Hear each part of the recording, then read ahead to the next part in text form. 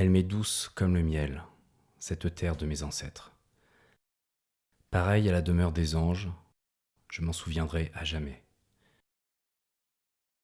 Pourtant, on m'a dit qu'il existe des pays magnifiques. Le mien ne leur cède en rien, lui aussi est merveilleux. Le bon air qui souffle me vivifie. La lune jamais ne se cache. Je souhaite que ma terre lui ressemble. Les oiseaux, quand ils chantent, éveillent l'âme et le cœur. Leur forêt nous fait signe. Entrez.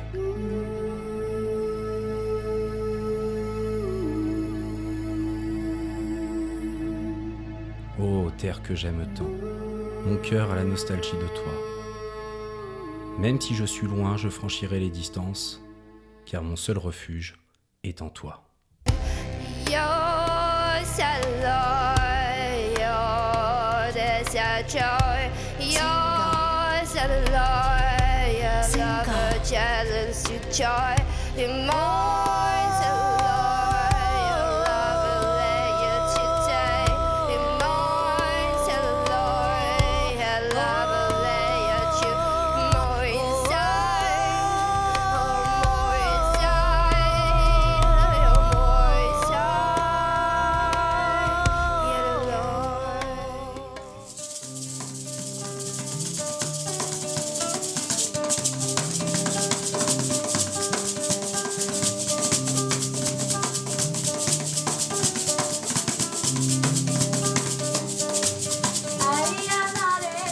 Juin 2016, Tristan Imbert met le cap sur Saint-Ambave, petit village proche de Fianarantsoa. Il y retrouve son ami d'enfance Taïn Spiral, installé ici depuis 2009. Les deux hommes coopèrent sur un projet éco-responsable, la production de Ravinsar et sa commercialisation.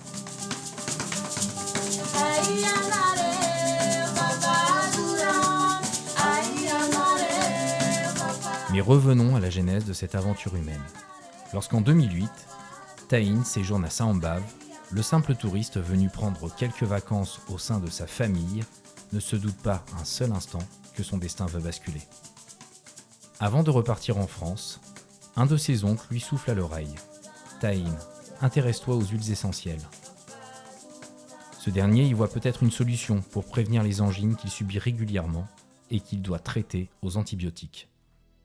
Le jeune homme se décide à s'installer à Saint-Ambave, à cultiver le Ravinsar et à se soigner autrement. Mais avant de planter, Taïn sait qu'il doit faciliter son intégration au sein de la communauté. Il apprend très vite la langue malgache. Il rencontre régulièrement le chef du village pour obtenir sa bénédiction. L'échange est essentiel. Le rapport de confiance doit être établi pour obtenir l'approbation des villageois. Les traditions régissent le fonctionnement local. Taïn s'en accommode, car ce projet n'a de sens qu'avec le soutien des habitants.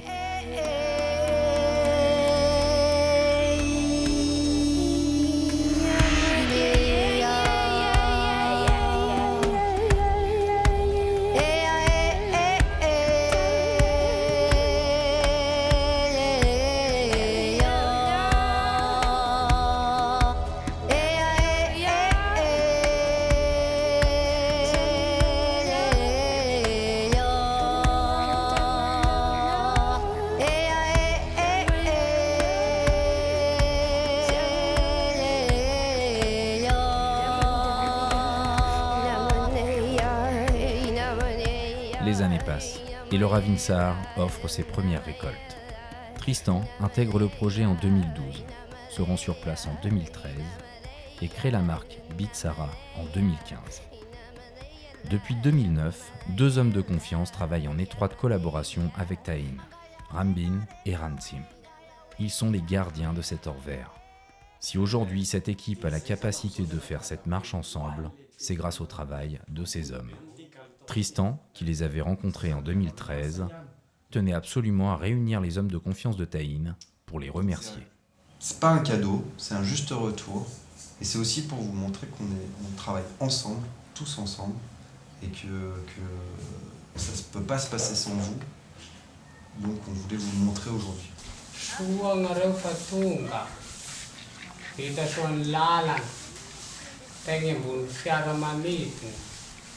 tany ambony sambo arakaraka ny nandiananareo dia arabainay indrindra ary raisinay efaelatanandroa dia amin'izany dia sarabaina marina fa ato ny fomba malagasy itoy no tao hoe toaka gasy. Ils ont fait la plupart du temps ce qu'on appelle un kabar, un petit discours de remerciement. La première chose qu'ils remercient, c'est les ancêtres. Donc toute la première partie, en fait, ils ont remercié leurs ancêtres, nos ancêtres, tes ancêtres, comme je te l'avais dit. Ils ont remercié les Ravsar qui puissent pousser. Ils ont vraiment remercié la totalité de ce qui fait qu'on en est là. Donc après, ils ont expliqué la dernière partie, ils ont expliqué avec le tokagash que justement, dans les fonds bagages, la plupart du temps, tu trinquais avec de l'alcool, le tokagash. À part cela, généralement, tu n'utilises pas d'autre alcool. Ça, c'est soit ça, soit rien. Des fois, tu te mets juste une petite gorgée, pas de souci.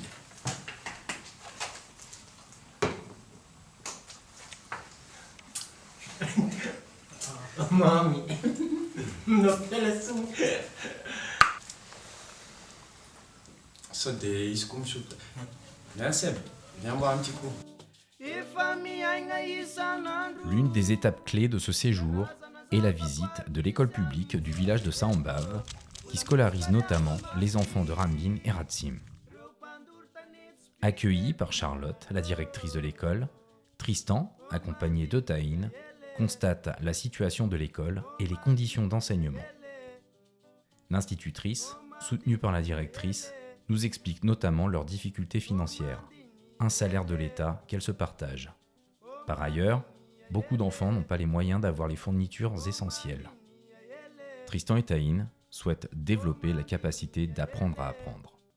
Cet entretien doit permettre de comprendre la situation et permettre ensuite aux deux hommes d'être conseillés et accompagnés durablement par une structure compétente. Comment on peut apporter de l'aide pour que les enfants puissent avoir leur cahier tous les jours sans que les parents se désinvestissent complètement de l'éducation de leurs enfants.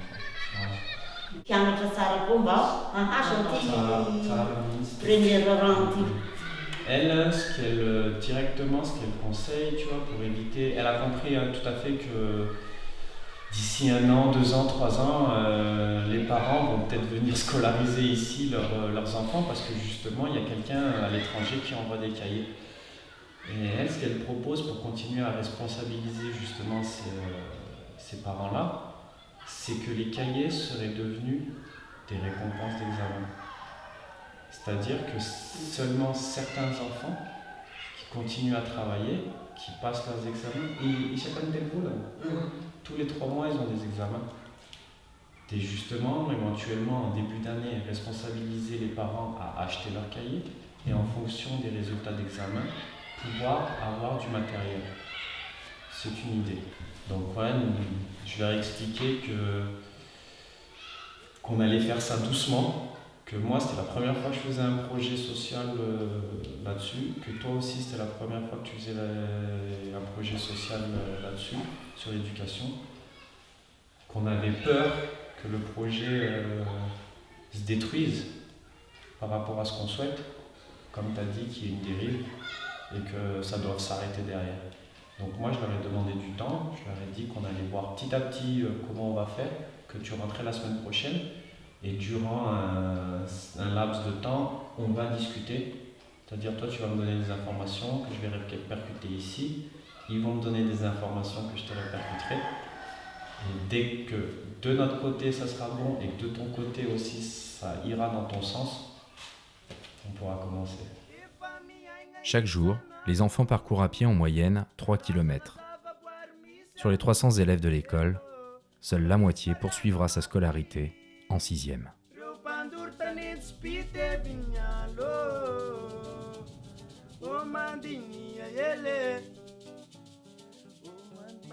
Quittons l'école et revenons sur les terres où pousse le ravinsar. C'est l'heure de la récolte. Taïn réunit les ouvriers qui vont travailler sur son exploitation. Il sait qu'il peut compter sur ce noyau dur qui est chargé de couper et de récolter les quelques 11 000 pieds qui occupent une superficie de plus de 2 hectares. On négocie le salaire. Et une fois cet accord validé, tout le monde se met au travail.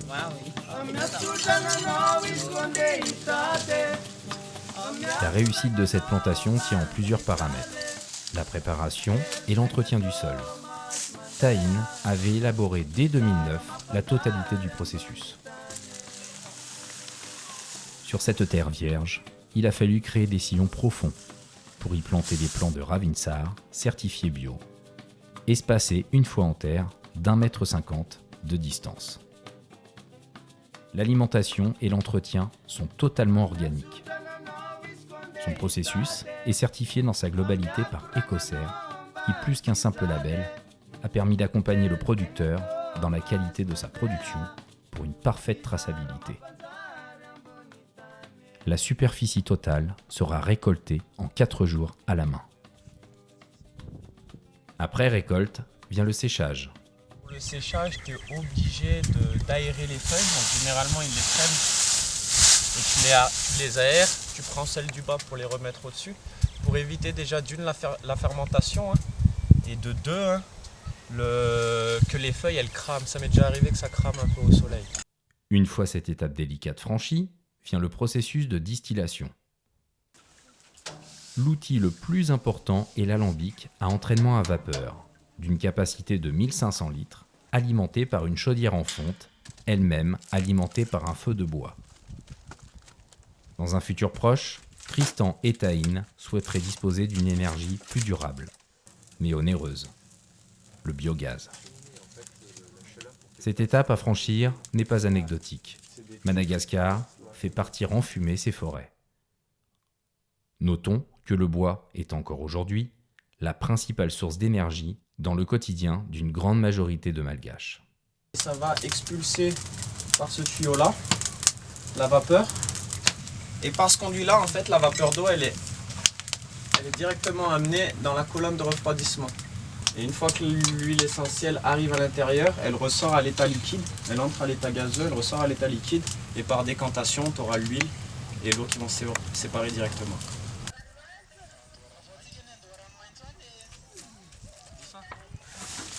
Yes. Tu tournes avec l'intime.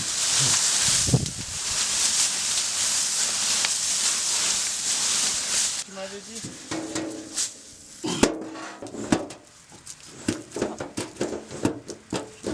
Donc là, il va rajouter de l'eau tout autour de l'alambic. C'est pour faire un joint d'étanchéité avec l'eau. Donc là, l'exemple concret du savoir-faire malgache. Pas besoin de nanomètres de pression pour savoir si c'est bon. Juste en touchant le tuyau, il sait à peu près si l'alambic est en marche ou pas.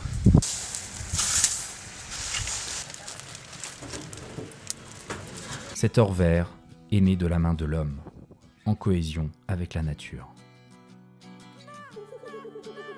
Dans ce petit village qu'on appelle Saambave, suspendu à 1400 mètres d'altitude, des hommes s'unissent pour tracer leur chemin. Le train est en marche, et la voie à emprunter n'a comme seule limite celle qu'on veut bien lui accorder.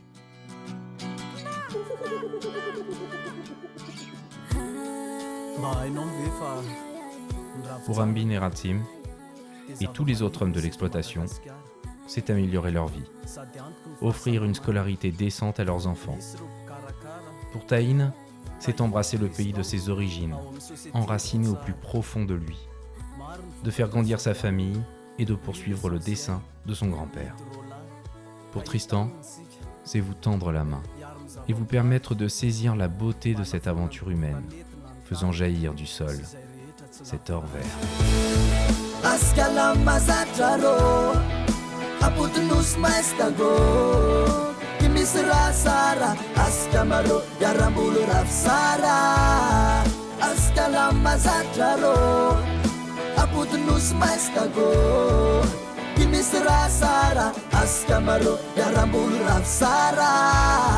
Rayenon matsapa faci normal environment Zaharo amizay ho alle deforestation, zaharo amizay ho alle deforestation. Domba iray vondrone ambony zanak'azy mba hivatika forêt, mba ho vaina ny toe-tsaina ny gasy, miaina rivotra madio ny ejeratsy. Fanafody no sady no ala, zavaboary natoraly masalama, nasoavinjana arory akama. Avy tsara io manasitrane, karazana retina marobe, rafy tsara arenan'ny Madagasikara. Domba iray vondrone ambony zanak'azy mba hivatika forêt, mba ho vaina ny toe-tsaina ny gasy, miaina rivotra madio ny ejeratsy. Pizza!